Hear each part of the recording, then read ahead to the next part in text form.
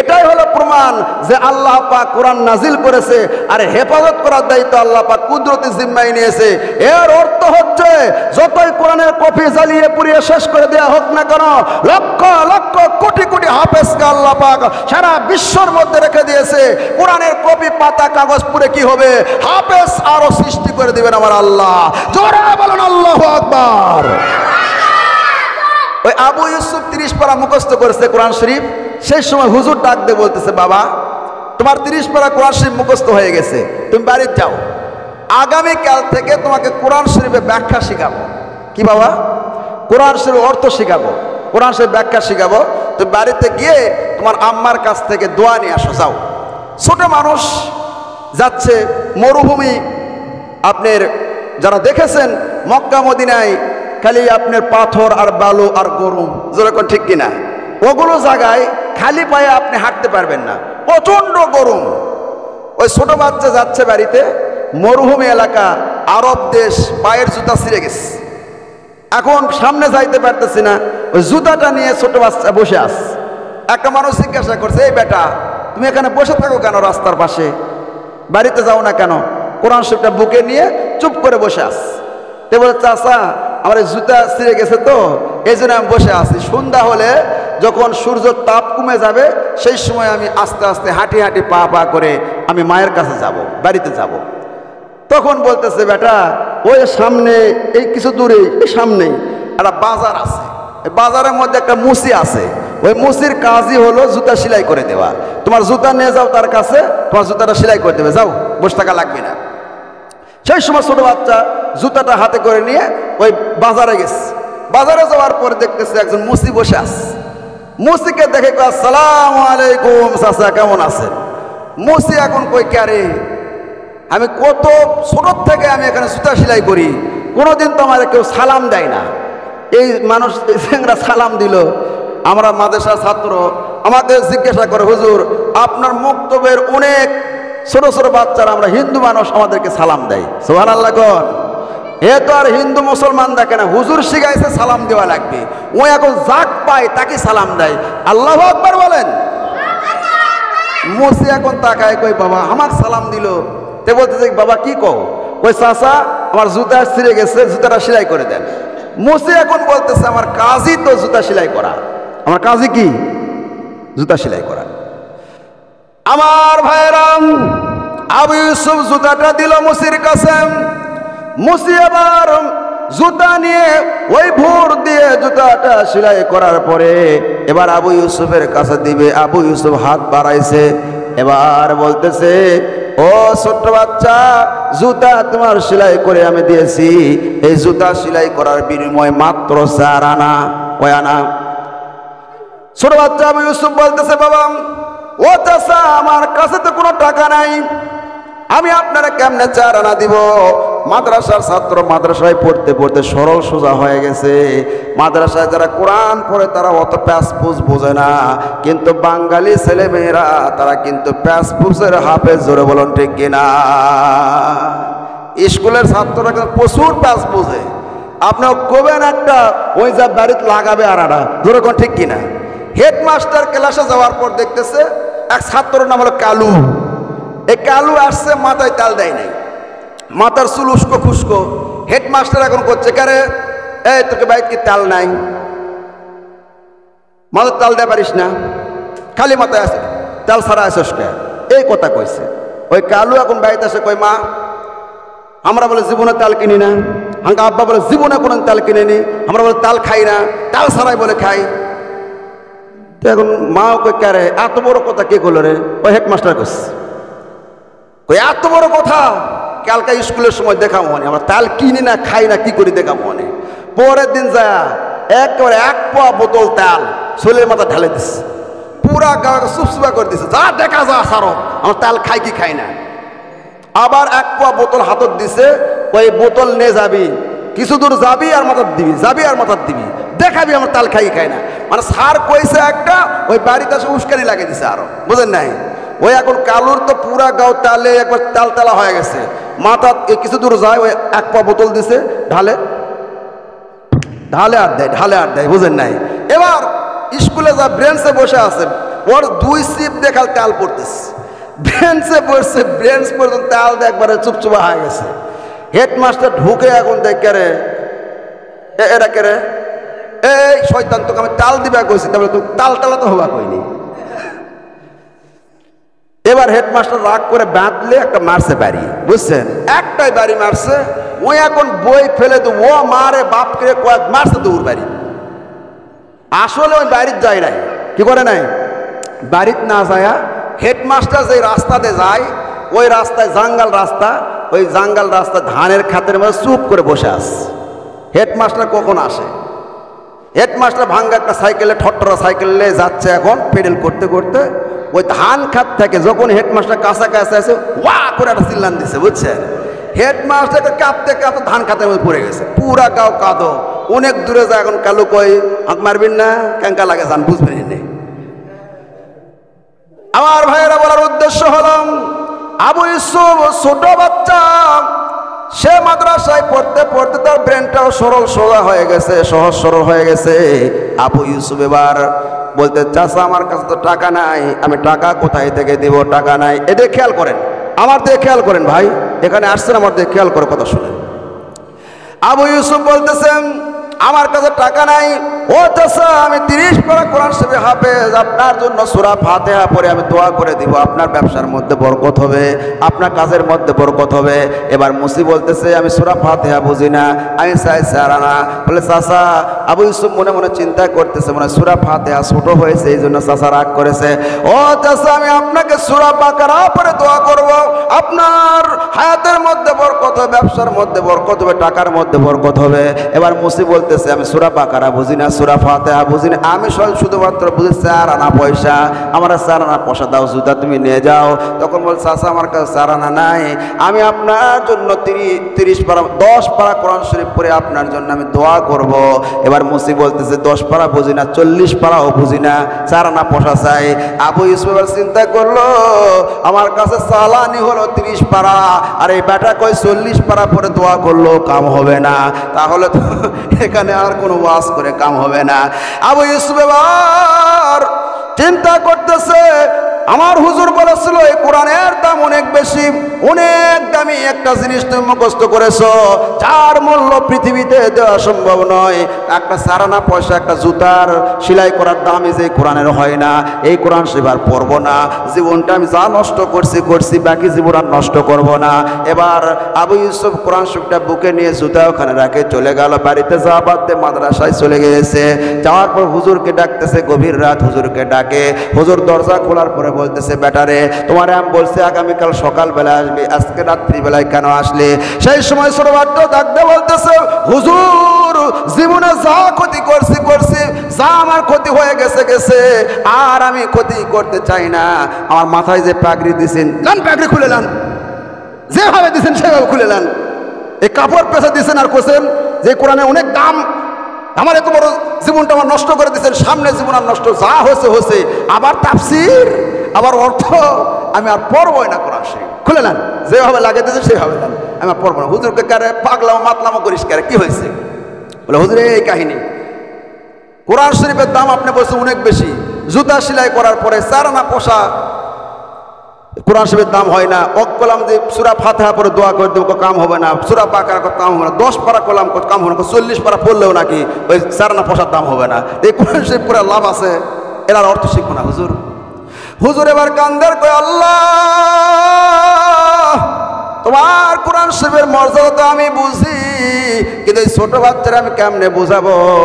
অনেক জিনিস আছে নিজে বোঝা যায় কিন্তু আর একজনকে বোঝান যায় না, আছে না নাই? আপনি যদি আপনার মাকে গিয়ে বলেন যে মা আমার যে ওই মানুষটা বাপ, এটার প্রমাণ কি? মা কি প্রমাণ দিতে পারবে? মা বলে বেটা রে অনেক জিনিস আছে বোঝা যায় কিন্তু বোঝান যায় না। আমার মুসলমান ভাইয়েরা আবু ইউসুফকে বললো বেটা রে তোমারে আমি কেমনে বুঝাবো? আল্লাহকে ডাক দিয়ে বললো আল্লাহ এই ছোট বাচ্চা, আমি তো জানি কোরআন শরীফের দাম মূল্য মর্যাদা কত বেশি। আসমান এবং জমিনকে যে এক পাল্লায় করা হয়, একটা আলিফকে এক পাল্লায় করলে আলিফের ওজন বেশি হয়ে যাবে, কিন্তু এই ছোট বাচ্চা তো বোঝে না। আল্লাহ আমি কেমনে বুঝাবো? আল্লাহ তুমি আমার ই দাও, আল্লাহ আমার বুঝ দেওয়ার তৌফিক দাও। চোখের পানি ছেড়ে কাঁদতেছে ছোট বাচ্চা। আবু ইউসুফকে বললো, বেটা রে তুমি ঠিক আছে তাফসির পড়বে না, কোরআন শরীফ অর্থ করবে না, কোনো আপত্তি নাই, তুমি বারান্দায় মাদ্রাসায় বারান্দায় বসে থাকো, এই কোরআনের মালিকের সাথে আমি একটু বুঝা পড়া করে আসি। কোরআনের মালিক কে? ঘরের মধ্যে চলে গেলেন। হুজুর তাহাজ্জুদের নামাজ পড়ে সেজদায় পড়ে গেলেন। সেজদায় পড়ে আল্লাহকে ডাকবার বলতেছে, আল্লাহ ছোট বাচ্চা আবু ইউসুফ কোরআন শরীফের মূল্য মর্যাদা তাকে আমি বুঝাইতে পারতেছি না। আল্লাহ ও আল্লাহ ছোট বাচ্চারা আমি কেমনে বুঝাবো রে আল্লাহ? সে তো কোরআন শরীফ মুখস্থ করেছে, আগামীকাল থেকে তাফসির পড়ার কথা, অর্থ পড়ার কথা, কিন্তু আর তাফসির পড়বে না, অর্থ পড়বে না রে আল্লাহ। আমি তারা কেমনে বুঝাবো তোমার কোরআনের মূল্য মর্যাদা? আল্লাহ তুমি তারা বুঝায় দাও। জোরে বলুন সুবহানাল্লাহ। আল্লাহ রাব্বুল আলামিন হুজুরের হাতে একটা জান্নাতি পাথর দিয়ে দিল। সাদা সফেদ একটা পাথর হুজুরের হাতে দিয়েছে। হুজুর দোয়া শেষ করার পর দেখতে সুন্দর একটা সফেদ একটা জান্নাতি পাথর। ওই পাথরটা নিয়ে আসার পরে ছোট বাচ্চা আবু ইউসুফকে বলতেছে, বেটা রে এই পাথর নিয়ে তুমি বাজারে যাবা, তোমার কোরআন শরীফ অর্থ তাফসির পড়া লাগবে না, এই একটা কাজ তুমি আমার শেষ কথা একটা শুনবে, তুমি এই পাথর নিয়ে বাজারে যাবে, বাজারে যাওয়ার পর সব দোকান এরকম যাচাই বাছাই করবে, সেই দোকান তোমার পছন্দ হয় সেই দোকানগুলোকে গিয়ে এই পাথরের দাম তুমি শুনবা, কিন্তু বেচতে পারবে না। এবার ছোট বাচ্চা পাথরটা নিয়ে বাজারে চলে গেল। বাজারে যাওয়ার পরে ওই যে প্রথম গিয়েছে মুসির কাছে, যাওয়ার পর আবার সালাম দিয়েছে, আসসালামু আলাইকুম চাচা। মুসি এবার তাকাইছে, বলে চাচা বলেন তো এই পাথরের দাম কয় টাকা? পাথর নিয়ে তো মুসির মেজাজ খারাপ। কালকে আসে তুই টাকা না দিয়েছি, তাই সেলাই করা থুয়ে দিছু। আমি ভাবছিলাম তুই চার আনা পয়সা আসো, আজকে আবার কি পাথর নিয়ে আসা তামসা করতেছু? এই পাথর নিয়ে মার্স ফিকে দিছে অনেক দূরে। ছোট বাচ্চা এখন চিন্তা করতেছে মুসির বুদ্ধি কম, মুসি যদি পাথর আমার কপালের দিকে মারতো কপাল ফেটে যাইতো। যাক বাম কপালে মারে নাই, তা ভালো আছে। দৌড়ে গিয়ে পাথরটা নিল, পাথর নেওয়ার পরে চলে গেছে। এবার একটা দোকান মুদির দোকানে গেছে। মুদির দোকানদারকে বলতেছে, ভাই আপনি এই পাথর কিনবেন নাকি? পাথরের দাম কত? এবার মুদির দোকানদার বলতেছে, তুমি যে পাথর নিয়ে আসো এই পাথরের কোনো দাম নাই রে বেটা, কিন্তু তোমাকে দেখে মায়া লাগতেছে, দয়া লাগতেছে। মাদ্রাসার ছাত্রদেরকে দেখলে কিন্তু দয়া মায়া লাগে, তাদের চেহারার মধ্যে আল্লাহ পাক একটা নূর বিরাজ করে দেন। বলুন না সুবহানাল্লাহ। আমার ভাইয়েরা, এবার যখন ওই মুদির দোকানদার বলতেছে, বেটা রে এই পাথরের কোনো দাম নাই, কি তোমাকে দেখে দয়া লাগতেছে, এই জন্য তোমাকে আমি 2 টাকা দিলাম, তুমি যা মন চায় খাও গিয়ে। এবার আবু ইউসুফ বলতেছে, চাচা আমাকে কি দেখে আপনার ভিক্ষুক মনে হয়, ফকির মনে হয় নাকি? আমি ভিক্ষা করতে আসি নাই, পাথরের দাম যাচাই করতে এসেছি, না কিনলে আমারে ফেরত দেন। পাথরটা নিয়ে যখন দোকান থেকে বাহির হয়ে চলে আসতেছে, দোকানের কর্মচারী বলতেছে, মহাজন আমাদের একটা পাথর ছিল এরকম, সেই পাথরটা হারে গেছে। ওই পাথরের সাথে কাকতালি ভাবে মনে হয় পাথরের সাথে মিল হয়ে যাবে, ছোট একটা পাথর হারে গেছে, আপনি পাথর নিতে পারেন, ওই পাথরের পরিবর্তে এই পাথর দিয়ে কাজ হবে। সেই সময় বলতেছে পাথরের দাম 5 টাকা দেওয়া হবে। আবু ইউসুফ বলতেছে, বেচবো না, এই পাথর আমি বেচবো না। পাথর নিয়ে যখন চলে গেল, আমার ভাইয়েরা স্বর্ণের দোকানদারের কাছে গেছে, দেখতেছে স্বর্ণের দোকানদার স্বর্ণ নিয়ে বসে আছে। স্বর্ণের দোকানদারকে বলতেছে, ভাই এই পাথরের দাম কত? স্বর্ণের দোকানদার বলতেছে, স্বর্ণের দোকানদার পাথরটা হাতে নেওয়ার পরে ওই যে স্বর্ণের যে শোকেস আছে তার মধ্যে পাথরটা ঢুকায় দিল। পাথর ঢুকানোর সঙ্গে সঙ্গে গো যত রকম স্বর্ণ আছে সব স্বর্ণের আলো বিলীন হয়ে পাথরের আলো উজ্জ্বল হয়ে গেছে। বলুন না মারহাবা। এবার স্বর্ণকার জুহুরি বলতেছে, স্বর্ণকার বলতেছে, এ বেটা এই পাথর তুমি কয় টাকা দেবা বেচবা? বলছে আপনি কত দিবেন? স্বর্ণকার চিন্তা করলে, এত সুন্দর একটা পাথর, এই পাথরটা যদি আমি 100 টুকরা করি, আমি যে আংটি বানাই সেই আংটিগুলো যদি আমি এরকমভাবে 200 টাকায় বিক্রি করি, আর সেই আংটিগুলো আমি 2000 টাকা করে বিক্রি করতে পারবো এই পাথরের কারণে। এই জন্য বললো, বেটারে তোমার এই পাথরের দাম আমি দিব হলো 50,000 টাকা। কয় টাকা বাবা? 50,000 বেচবা? তখন আবু ইউসুফ চমকে উঠছে। মুসির কাছে নিয়ে গেলাম, দিল ফেলে। মুদির দোকানদার কয় 5,000, আর এই স্বর্ণকার বলতেছে 50,000। যখন কয়েছে 50,000 চমকে উঠছে, তখন বলছে না বেচবো না। এখন স্বর্ণকার বলতেছে 1 লাখ দিব। কয় লাখ? বলে না বেচবো না, বেচার অনুমতি থাকলে আপনি প্রথম কাস্টমার, খরিদ্দার আপনার কাছে, আপনি প্রথম কাস্টমার, আপনার কাছে বেচতাম, কিন্তু বেচার অনুমতি নাই। তখন বলে ব্যাটারে আমি লাভ বেশি করতে চাইছিলাম, তো 1 লাখ টাকা দাম বেচবে নাকি? বল না বেচবো না। পাথরটা নিয়ে, সেই পাথরটা হাতে ছিল, পাথরটা বুকের মধ্যে যে পকেট আছে পকেটের মধ্যে নিয়ে এরকম ধরে নিয়ে যাইতেছে। আমার ভাইয়েরা, যে কোনো জিনিসের যখন মূল্য বোঝা যায়, সেই জিনিসের দাম বোঝা যায়, আপনি সেই জিনিসের কদর করবেন। আবু ইউসুফ পাথরটা বুকের মধ্যে নিয়ে এরকম হাঁটি হাঁটি পা পা করে যাইতেছে। যে ওই ছেলেটা তো কোনোদিন শহরের মধ্যে যায় নাই, বাজার বুজার এত কিছু দেখে নাই। শহরের মধ্যে দেখবেন বগুড়া শহরে যদি নতুন একজন মানুষ যায়, কোনোদিন যায় নাই, 7 মাথার মধ্যে নিয়ে যায় যদি একটা পাক দিয়ে ছাড়ে দেওয়া হয়, ওই আর রাস্তা চিনবে না। জোরে কোন ঠিক কিনা? আমাদের বগুড়া 7 মাথায় যাওয়ার পরে একটা এরকম চক্কর দেওয়ার পরে ছাড়ে দিলে ওই গোপীনাথপুর আশাবাদ দিয়ে ওই ললডুবি যা বসে থাকবে। জোরে কোন ঠিক কিনা? চিনবে না। তেমনি ছোট বাচ্চা রাস্তা না চিনে এদিক সেদিক করতে করতে একটা ভিন্ন রাস্তা পথ ধরেছে। ওই রাস্তার মাথায় সুন্দর একটা ঘর আছে, সুন্দর একটা ঘর। সেই সবুজ রঙের ঘরের ভিতরে অনেকগুলো পাথর দেখা যায়, অনেকগুলো পাথর ঘরের মধ্যে সাজানো আছে। ছোট বাচ্চা চিন্তা করলো আমার কাছেও তো একটা পাথর আছে, দেখি তো এই পাথরের এই দোকানদার কি দাম বলে। এবার পাথরটা নিয়ে যখন দোকানের ভিতরে একজন মানুষ বসে আছেন, মাথার চুল দাড়ি সবগুলো পেকে গিয়েছে, এরকম পাথর পরীক্ষা করতেছে। ওই মানুষটা অন্য কেউ নয়, উনি হচ্ছে একজন জুহুরি, পাথর পরীক্ষা করতেছে। যা ডাকমা চাচা, ও চাচা আমার কাছে একটা পাথর আছে, আপনি কিনবেন কিনা? এবার জুহুরি বলতেছে, এ বেটা আমি কি এখানে তামসা করতেছি কিনা? তুমি আমার কাছে ডিস্টার্ব কেন করতে? চলে যাও। বলে চাচা আমি একটা পাথর নিয়ে আইছি, পাথর আপনি কিনবেন নাকি? তখন বলতেছে না তুমি চলে যাও। পাথরটা বাহির করে আবু ইউসুফ ওই জুহুরির কাছে ধরার সঙ্গে সঙ্গে জুহুরি আশ্চর্য হয়ে গেছে। একবার পাথরের দিকে তাকায়, একবার ওই ছোট্ট বাচ্চার চেহারার দিকে তাকায়, চোখের পানি ছেড়ে কাঁদে আর বলে, এ বেটা এত দামি পাথর তুমি কোথায় থেকে পেলে রে বেটা? বলো বলো। এই পাথরের জন্য সারাটা জীবন আমি শেষ করে দিয়েছি, সব ডুবারুকে আমি লাগিয়ে দিয়েছি, কিন্তু এই পাথর আমি কোনোদিন পাই নাই। এ বেটা রে, এই পাথর তুমি কোথায় পাইলে? সাধারণ কোনো পাথর নয়, এই পাথরটা হচ্ছে 7 রাজার ধন মানিক। 7 রাজার ধন মানিক।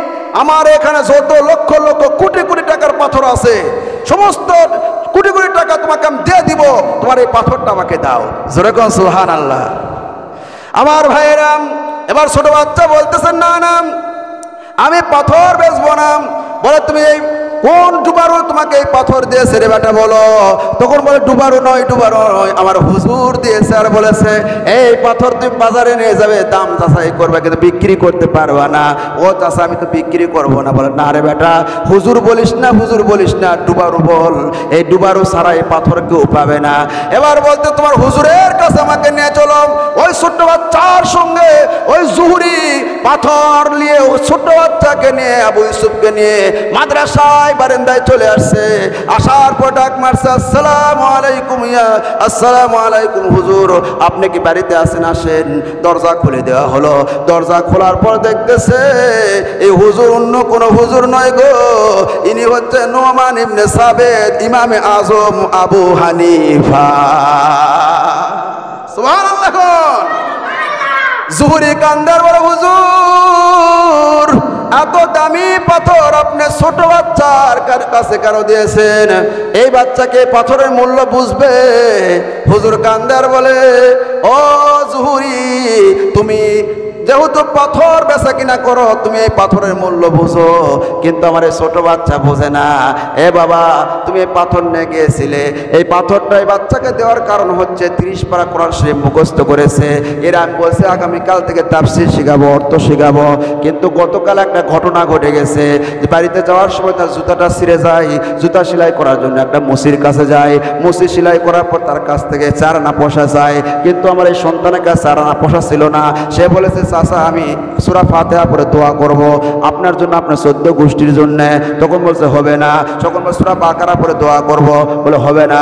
10 পারা কোরআন শরীফ পড়ে দোয়া করব চাচা, আপনার ব্যবসার মধ্যে বরকত হবে, আপনার রিজিকের মধ্যে বরকত হবে, আপনার 14 গোষ্ঠীর জন্য দোয়া করব। মুসি বলছে আমি 40 পারা বুঝি না, কোনো কিছুই বুঝি না, আমি বুঝি শুধুমাত্র 4 আনা। সোলটা মন খারাপ করে আমার কাছে এসে কাঁদে আর বলে, হুজুর জীবন নষ্ট করেছে কোরআন শরীফ মুখস্থ করে, কোরআন শরীফ পড়ে জীবন নষ্ট করেছি, আর কোরআন শরীফ পড়তে চাই না, কোরআন শরীফের তাফসীর পড়তে চাই না। কোরআন শরীফ যে এত মূল্যবান একটা জিনিস তারা আমি বুঝাইতেই পারি না। রাত্রিবেলা চোখের পরিসরে আমার রবের দরবারে ডাক দিয়ে বলেছি, আল্লাহ আমার এই ছোট বাচ্চাকে আল্লাহ আমি কেমনে বুঝাবো। আল্লাহ রাব্বুল আলামিন এই জান্নাতি পাথর দান করে দিয়েছে, আর এই পাথরটা নিয়ে তাকে আমি বাজারে পাঠিয়ে দিয়েছিলাম। আবু ইউসুফকে বলতেছে, বেটারে পাথরের দাম কে কত বলেছে বলো? বলছে, হুজুর মুসির কাছে নিয়ে গেছি, মুসি ফেলে দিয়েছে। মুদির দোকানদার 5 টাকা বলেছে, স্বর্ণকার 50,000 টাকা, 1 লাখ টাকা বলেছে। আর এই জুহুরি বলতেছে, আমার দোকানে লক্ষ লক্ষ কোটি কোটি টাকার পাথর আছে রে, সব পাথর যদি তোমার দিয়ে দেই তাও এই পাথরের দাম হবে না। হুজুর কান্দার বলে, এ বেটা আবু ইউসুফ, কোরআন শরীফ এইরকম রে বেটা, সব মানুষের কাছে কোরআনের দাম হয় না। জোরে বলেন ঠিক কিনা? যারা কোরআন শরীফ পড়ে, কোরআন শরীফের অর্থ পড়ে, যারা মাদ্রাসায় পড়ে, তাদেরকে দেখে ওরা বাঁকা চোখে তাকায়। যেরকম ঠিক কিনা? বাঁকা চোখে তাকায়, এরা ভাত পায় না, এরা ভিক্ষা করে খায়। যেরকম ঠিক কিনা? আমার ভাইয়েরা, আজকে দুনিয়ায় তারা এরকম ভাবে গরিবী হালতে ঘুরতেছে। কিয়ামতের দিন একজন কোরআনের শরীফের হাফেজ সব চাইতে বড় বাদশা হবে।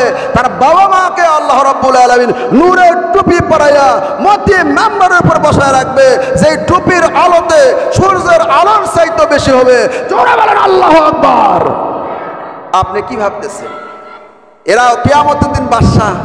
একজন কোরআনের হাফেজকে আল্লাহ পাক বলবেন, ও কোরআনের হাফেজ, যা, তুই একাই জান্নাতে যাবি না, তোমার রক্তের সম্পর্ক 10 জন ব্যক্তিকে আমি আল্লাহ পাক সুপারিশ করা পারমিশন দিলাম, আমার জান্নাতের মধ্যে নিয়ে চলে যাও। জোরে কোন সুবহানাল্লাহ। দুনিয়ার ওসি, ডিসি, এসপি, উকিল, হাকিম, জাজ, ব্যারিস্টার, মন্ত্রী, মিনিস্টার, প্রধানমন্ত্রীর থেকে শুরু করে যতই বড় প্রেসিডেন্ট হোক না কেন, কিয়ামতের দিন কিন্তু কোনো সার্টিফিকেট পাবে না। জোরে কোন ঠিক কিনা? কিন্তু একজন কোরআনের হাফেজকে আল্লাহ পাক 10 জন জাহান্নামী ব্যক্তিকে সুপারিশ করে আল্লাহর জান্নাতে নিয়ে যাওয়ার পারমিশন দিবেন। আমার মুসলমান ভাইয়েরা, অনেকে আবার কয় যে রে বুদ্ধি শুদ্ধি মাদ্রাসা ছাত্রকে নাই।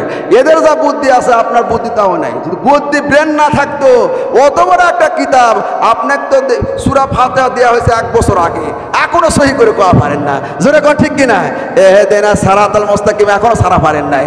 আর ওই ছেলে ছোট বাচ্চা 30 পারা মুখস্থ করে বুকের মধ্যে রেখে দিয়েছে। কে কইছে ব্রেন নাই? জোরে কোন আল্লাহু আকবার। মাদ্রাসা ছাত্র যাচ্ছে মাদ্রাসায় টুপি মাহাত দিয়ে, এখন সুলতান মাহমুদ রাস্তার পাশে দাঁড়িয়ে আছে। তার উজিরকে বলতেছে, উজির এই বলতো মন্ত্রী, এই পুকুরের মধ্যে কয় গিলাস পানি আছে? মন্ত্রী কয় যে হুজুর আপনার কি মাথাটা খারাপ নাকি, পুকুরে কয় গিলাস পানি আছে কেমনে কবে? তখন বলতেছে যে ওই যে ছাত্র আসতেছে, ওরা জিজ্ঞাসা কর। এখন ওই মাদ্রাসা ছাত্র আসছে, বাবা বলে কি? বলে তুমি বলতে পারবে এই যে পুকুর দেখতেছে, পুকুরে কয় গিলাস পানি হবে? ওই যে বাদশা আপনার খায়া দেয়া কাম নাই, এত সহজ প্রশ্ন আমাকে করেন কে? সুবহানাল্লাহ কোন? মন্ত্রী চুপ করছে, কে রে কই কি রে? যদি পুকুরের সমান একটা গিলাস হয় বাদশা, তাহলে 1 গিলাস পানি। আর যদি পুকুরে অর্ধেক গিলাস হয় তাহলে 2 গিলাস, আর 4 ভাগ হলে পরে 4 গিলাস। জোরে কর সুবহানাল্লাহ। রে বাবা, মন্ত্রী চুপ করছে, কি ব্রেন রে, কিভাবে মার দিল? তখন মন্ত্রী বলছে, মন্ত্রী এত পারলে না, তোকে আর একটা প্রশ্ন করবো, বলতো আমাদের এই হিন্দুস্তানে কতটা কাক আছে? তখন এটা আর এক মারাত্মক কথা, কয়টা কাক আছে কেউ কোন গুনছে? তাহলে তুমি বলতে পারো ব্যাপারই 9,999টা কাক আছে। কয় হাজার? 9,999টা কাক আছে। বাদশা কই বাদশা শোনেন, যদি বেশি হয় তাহলে মনে করেন পাকিস্তান থেকে ওরা দাওয়াত খাওয়া আছে, আর যদি কম হয় তাহলে মনে করবেন যে ওরা পাকিস্তান দাওয়াত খাওয়া গেছে। উত্তর শেষ। সুবহানাল্লাহ কোন? আমার মুসলমান ভাইয়েরা, মাদ্রাসার ছাত্র মাত্র 7 বছর 8 বছরের সন্তান মাদ্রাসায় যাইতেছে টুপি মাথায় দিয়ে, মাদ্রাসা ছাত্র এরকম দাঁড়ায় গেল, লক্ষ লক্ষ মানুষেরা দাঁড়ায় আছে। তাদেরকে জিজ্ঞাসা করলো, ভাই আপনারা কেন এখানে দাঁড়ায় আছেন, কি হয়েছে? বলে খ্রিস্টান প্রশ্ন করছে, 3টা প্রশ্ন করছে। এই 3টা প্রশ্নের উত্তর যদি মুসলমানরা না দিতে পারে তাহলে আজকে সমস্ত মুসলমানদেরকে খ্রিস্টান ধর্ম গ্রহণ করতে হবে। আর যদি মুসলমানরা উত্তর দিতে পারে তাহলে খ্রিস্টানরা মুসলমান হয়ে যাবে। জোরে জোরে বলুন আল্লাহু আকবার। কিন্তু কথা হলো, তাহলে মুসলমানরা মন খারাপ করে মুফতি, মুহাদ্দিস, মুফাসসির সব মানুষেরা মাথা নিচু করে কেন দাঁড়িয়ে আছে? বলে খ্রিস্টানরা প্রশ্ন করছে কিন্তু মুসলমানরা কেউ উত্তর দিতে পারে না, এই জন্য মন খারাপ করে দাঁড়িয়ে আছে। ওই ছোট বাচ্চা মাদ্রাসায় পড়ে গো, আলিফ বা পড়েছে। আল্লাহ নবী বলেছেন, খয়রুকুম মান তাআল্লামাল কুরআন ওয়া আল্লামা, তোমাদের মধ্যে সর্বশ্রেষ্ঠ, সর্বোত্তম, সবচাইতে জ্ঞানী মানুষ ওই মানুষ যে ব্যক্তি আল্লাহর কোরআন শিক্ষা করে এবং শিক্ষা দেয়। জোরে বলুন সুবহানাল্লাহ। তিরমিজি শরীফের মধ্যে এসেছে, আল্লাহর হাবিব জনাব মুহাম্মদুর রাসূলুল্লাহ সাল্লাল্লাহু আলাইহি সাল্লাম বলেছেন, মান ক্বারাআল কুরআন ফাস্তাযহারহু ফাহাল্লা হালালাহু হারামা হারামাহু ওয়া দাখালাহুল্লাহুল জান্নাহ ওয়া শাফাআহু মিন আহলি বাইতিহি ক্বাদ ওয়াজাবাত লাহুন নার। আল্লাহ নবী বলেছেন, যে ব্যক্তি আল্লাহর কোরআন শিক্ষা করলো, কোরআন অনুযায়ী আমল করলো, কোরআন পড়লো, মৃত্যুবরণ করার সঙ্গে সঙ্গে আল্লাহ রাব্বুল আলামিন বলবেন, ও কোরআনের হাফেজ, তোমার উপর আমি রাজি আর খুশি হয়েছি। দুনিয়ায় তুমি আমার কোরআন শরীফ মুখস্থ করেছো, পড়েছো, রাতের পর রাত, দিনের পর দিন আমার কোরআন তুমি পড়েছো, আমি আল্লাহ খুশি হয়ে গেছি রে। ওই যে বিশাল বড় জান্নাত, ওই জান্নাত আমি তোমাকে দান করে দিলাম। ফাদখালাহুল্লাহুল জান্নাহ, জান্নাতের মধ্যে চলে যাও। ওয়াশাফাহু মিন আহলি বাইতি ক্বাদ ওয়াজাবাত লাহুন নার, একাই তুমি জান্নাতে যাবা না, তোমার রক্তের সম্পর্ক 10 জন ব্যক্তিকে সুপারিশ করার পারমিশন আমি আল্লাহ তোমাকে দিয়ে দিলাম। আমার মুসলমান ভাইরা, এবার ওই ছোট বাচ্চা বলতেছেন, কি প্রশ্ন করেছে মুসলমানরা কেন পারে না? যারা কোরআন পড়ে, কোরআন মুখস্থ করে, কোরআন অনুযায়ী আমল করে, তাদের ব্রেন বুদ্ধি তো আল্লাহ খুলে দিয়েছে। ওই ছোট বাচ্চা বলতেছে, আমি বলে দিব কি প্রশ্ন করে, সব প্রশ্নের উত্তর ইনশাআল্লাহ আমি দিব। বলুন না সুবহানাল্লাহ। এবার ছোট বাচ্চা যা খ্রিস্টানকে বলতেছে, ও খ্রিস্টান তুমি কি প্রশ্ন করেছো আমি জানি না, কিন্তু তোমার প্রশ্নের উত্তর আমি দিব, আমার মনের বিশ্বাস আমি উত্তর দিতে পারবো। এবার খ্রিস্টান বলতেছে, ছোট বাচ্চা তুমি কি জানো, তুমি কার সাথে কথা বলতেছো? আমি হলাম ধর্মযাজক, আমি হলাম খ্রিস্টান পাদ্রী, খ্রিস্টানদের সবচাইতে বড় পোপ আমি, আমাকে সবাই মানে, আমি হলাম খ্রিস্টানদের নেতা, আমি হলাম সবচাইতে জ্ঞানী। আমি যে প্রশ্ন করেছি কোনো মুসলমানরা পারে নাই, মুফতি, মুহাদ্দিস, মুফাসসির সব জ্ঞানী গুণী পণ্ডিতেরা মাথা নিচু করে বসে আছে। আর তুমি ছোট বাচ্চা তুমি কেমনে উত্তর দিবা? ছোট বাচ্চা বলতেছে, আমি উত্তর দেব ইনশাআল্লাহ। আল্লাহু আকবার বলেন। এবার বলতে, ঠিক আছে, উত্তর যদি না দিতে পারো তাহলে কিন্তু তোমার গর্দান যাবে, তোমাকে হত্যা করা হবে। বলে কোনো আপত্তি নাই, আমি ইনশাআল্লাহ উত্তর দিব। সেই সময় খ্রিস্টান পাদ্রীকে বলতেছে, ও খ্রিস্টান পাদ্রী, তোমাকে তার আগে একটা কথা আমি বলতে চাই, যে ব্যক্তি প্রশ্ন করে সে বড় না যে ব্যক্তি উত্তর দেয় সেই ব্যক্তি বেশি বড়? সুবহানাল্লাহ। খ্রিস্টান বলতেছে, যে ব্যক্তি উত্তর দেয় ওই হলো উস্তাদ, ওই বড়, আর যে প্রশ্ন করে ওই হলো ছাত্র, ওই হলো ছোট। যেরকম সুবহানাল্লাহ। তাহলে যেহেতু আপনি আমার প্রশ্ন করবেন, আপনি আমার ছাত্র, আমি আপনার উস্তাদ, এরকম বয়সে ছোট হলে আর দেখতে ছোট হলে কি হবে? আমি আপনার উস্তাদ। যেরকম সুবহানাল্লাহ। তাহলে উস্তাদ আমি, আর আপনি ছাত্র, আপনি কেন চেয়ারে বসে থাকবেন? চেয়ার থেকে নিচে নামেন, আমি চেয়ারে বসবো। যেরকম আল্লাহু আকবার। সম্মান দেওয়ার মালিক কে? তুইজ্জু মান তাশা ওয়া তুযিল্লু মান তাশা বিয়াদিকাল খায়র ইন্নাকা আলা কুল্লি শাইইন কাদির। সম্মান দেওয়ার মালিক আল্লাহ, বেইজ্জতি করার মালিক আল্লাহ, ভালো মন্দ সব কিছু করার একক সত্য অধিপতি ক্ষমতার অধিকারী কে? আমার ভাইয়েরা, এবার খ্রিস্টান পাদ্রী কাঁপতে কাঁপতে ওই টেস্ট থেকে, চেয়ার থেকে নিচে বসে পড়লো। এবার ছোট বাচ্চা ওই চেয়ারের উপরে বসলো। বসার পরে বলতে, খ্রিস্টান এখন বলো তোমার কি কি প্রশ্ন বলো। 1 নাম্বার প্রশ্ন হলো, তোমার এক আল্লাহ কেমনে, একজন আল্লাহ কেমনে এত বড় পৃথিবী চালায়? সে এক আল্লাহ কোরআন হাদিস ছাড়া যুক্তি দিয়ে বুঝান লাগবে। কোরআন হাদিস নিয়ে আমি যুক্তি নিব না, কোরআন হাদিস ছাড়া বুঝান লাগবে। আর 2 নাম্বার হলো, তোমার সেই এক আল্লাহ এখন কোন দিকে মুখ দিয়ে আছে?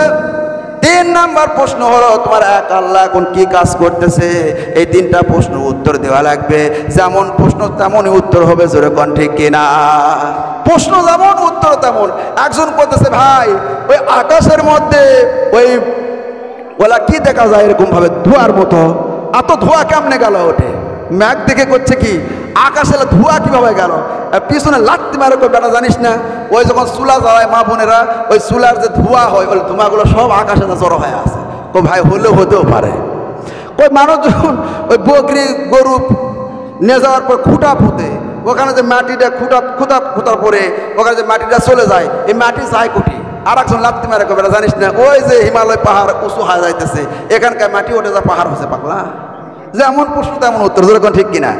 এক নাম্বার প্রশ্ন, তোমার এক আল্লাহ কেমনে হয়? এবার ছোট বাচ্চা বলতেছে আপনি কি লেখাপড়া করতে পারেন? বলে হ্যাঁ আমি লেখাপড়া না করতে পারলে এত বড় খ্রিস্টান পাদ্রী কেমনে হলাম? আমি অবশ্যই লেখাপড়া করতে পারি। বলে তাহলে আপনি বলেন 1 থেকে 10 পর্যন্ত গোনেন, 1 2 3 4 5 6 7 8 9 10। বলে এখন এই দিকে উপর দিকে আসেন, 10 9 8 7 6 5 4 3 2 1। বলে 1-এর পরে গোনেন। বলে 1-এর আগে গোনেন। বলে 1-এর আগে তো কোনো সংখ্যা নাই। বলে 1-এর আগে যেমন কোনো সংখ্যা নাই রে খ্রিস্টান, আমার আল্লাহর আগে ও কেউ পৃথিবীতে ছিল না, থাকতে পারে না। জোরে জোরে বলুন সুবহানাল্লাহ। উত্তর হয়ে গেছে। দ্বিতীয় নাম্বার প্রশ্ন হলো তোমার এক আল্লাহ কোন দিকে মুখ দিয়ে আছে? আল্লাহু আকবার কোন? তোমার আল্লাহ এখন কোন দিকে মুখ দিয়ে আছে? সেই সময় বলতেছে একটা মোমবাতি নিয়ে আসেন। মোমবাতি নিয়ে আসা হলো, মোমবাতি আগুন জ্বালায় দেওয়া হলো। বলতেছে এখন এই মোমবাতির আলো কোন দিকে যাইতেছে? বলে মোমবাতির আলো চতুর্দিকে ছড়ায় গেছে। বলে আমার আল্লাহ সব দিকে মোমবাতির আলো যেমন চতুর্দিকে ছড়ায় গেছে, আমার আল্লাহ সব দিকে মুখ দিয়ে রাখছে। জোরে কন্যা আল্লাহু আকবার। বলে তোমার আল্লাহ এখন কি কাজ করলো, কি কাজ করতেছে? বলে আমার আল্লাহ এখন তোমার মতো এত বড় খ্রিস্টান পাদ্রীর পাছার মধ্যে লাথি মারে নিচে নামায়া আমার মতো একটা ছোট বাচ্চাকে টেজের মধ্যে চেয়ারের মধ্যে বসায় দিয়েছে। এই কাজ আমার আল্লাহ করেছেন। বলুন না সুবহানাল্লাহ। আমার মুসলমান ভাইয়েরা, এই জন্য আসেন আজকে লাইলাতুন নিসফু মিনাশ শাবান, শাবানের মধ্য রজনী। এই রজনীতে আল্লাহ রাব্বুল আলামিন লক্ষ লক্ষ কোটি কোটি মানুষকে যে আল্লাহর কাছে খালেস দিলে তওবা করবে, মাফ চাবে, আল্লাহ পাক তার জীবনের সব গুনাহ খাতা মাফ করে দিবে রে ভাই। এটা এমন একটি রাত, এই রাত্রে আল্লাহ পাকের কাছে কাঁদলে আল্লাহ রাব্বুল আলামিন বান্দার জীবনের গুনাহ মাফ করবেন। বলুন না সুবহানাল্লাহ। এই জন্য এই রাতে আমরা কি করব? বেশি বেশি করে আল্লাহর কাছে তওবা ইস্তেগফার করব। আজকে আজান